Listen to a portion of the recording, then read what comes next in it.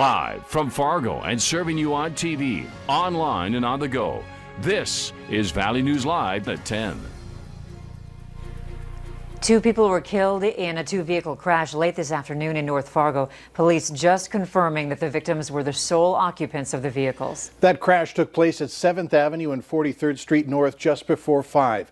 Both vehicles were badly damaged, and authorities tonight say the victims' names won't be released until Monday in order for family and friends to be notified. Parents and students in the Fargo and West Fargo school districts are ending the week with some clarity about what they can expect for the new school year. Both districts have now released plans for moving forward. Valley News Team's Alexandra Kay shows us the differences between the 2 school districts and shares how some families are adjusting. Krista Flores says for her family, it was welcomed news knowing that West Fargo Public Schools will have some in-person classes. I'm thankful that he has any amount of time in class. West Fargo Public Schools proposed a hybrid learning model for the fall, meaning students will be in the classroom 2 days and distance learning for 3 days. Students with the last names A through K will attend in-person classes 1 day and L through Z another. You better look at your friends list to see who you're going to be at school the same days as. And he was like, oh, yeah. And then it started hitting him a little more. Lockers at West Fargo schools will be out of commission. For the Flores family, it's these types of changes that are impacting their back-to-school shopping. Though I thought we could get away with last year's backpack, we'll have to, buy a new backpack, but oh well. Fargo Public Schools is still deciding the best way to start the school year, whether that's in the class, online, or a combination of both. Superintendent Rupa Gandhi says the most complicated plan is the hybrid model. That's where elementary school students would attend school in 2 to 3 day weekly rotations, while working the other days online. Which students get in-class instruction and when will be based on their household, according to the district. Flores says her family will go with the flow and thanks the teachers who are working hard to make the fall school year happen safely. My heart goes out to the teachers more than anything, so I just appreciate all that they're doing and adjusting. In West Fargo, Alexandra Kay, Valley News Live. Both school districts hope to give final approval to their plans by August 10th. We have links to each school's plans on the VNL News app. As we mentioned, one option for Fargo families is the Virtual Academy, with enrollment beginning tomorrow. Students will have instruction strictly online and still participate in school activities such as sports and other clubs. You have to commit to at least 1 semester to sign up, and for some working parents, this is an ideal situation. If we can sit down after work, after hours, and be able to go through things.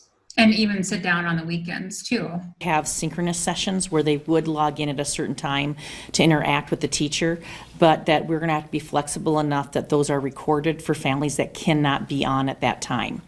The first day of classes for Fargo Public Schools is September 2nd. In West Fargo, it's September 3rd. When schools open and people contract COVID-19 because of it, is there liability on the part of the school system? Districts and higher education boards across the U.S. are putting legal liability protections in place as a precaution. North Dakota is on the same path. The State Board of Higher Education unanimously voted in favor of authorizing the chancellor and board leaders to pursue liability protection with state and federal representatives.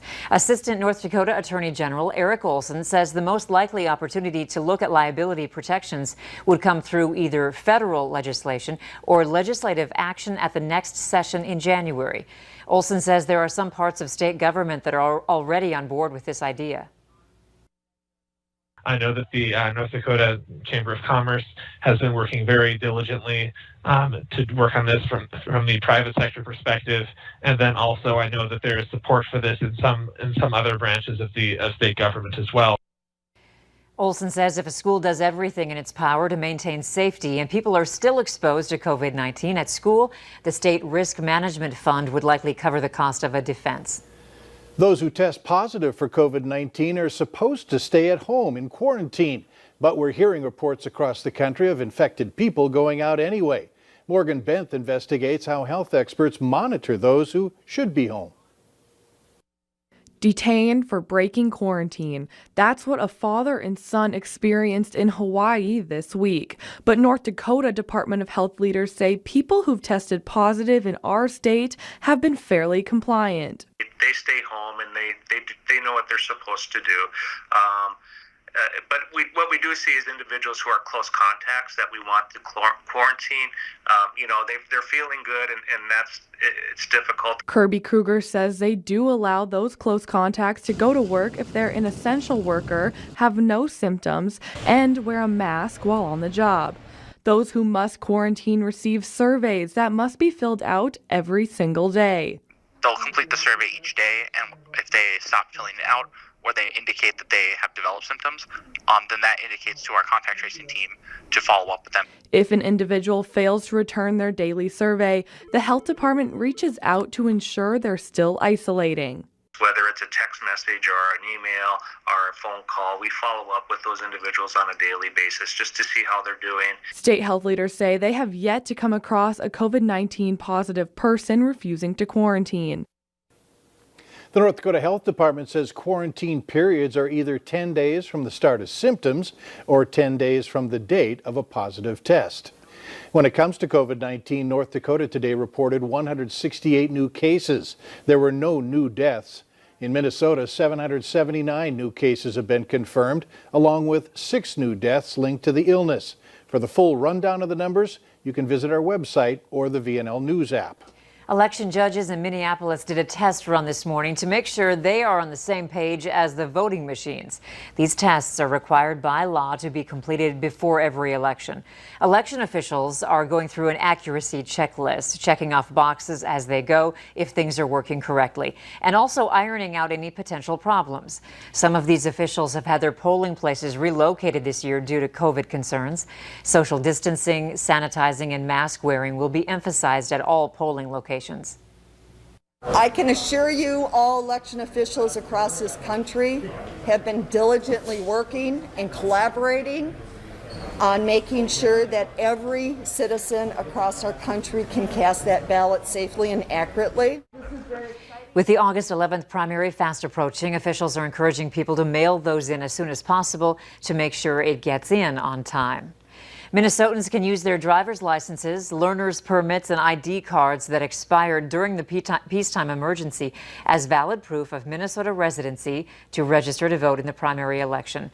The Minnesota Department of Public Safety Driver and Vehicle Services Division sent a memo outlining guidance ahead of the August 11th primary election. Governor Tim Walz signed legislation extending the expiration dates 2 months for licenses, permits, and ID cards. North Dakota is getting $195,000 from the Department of Labor.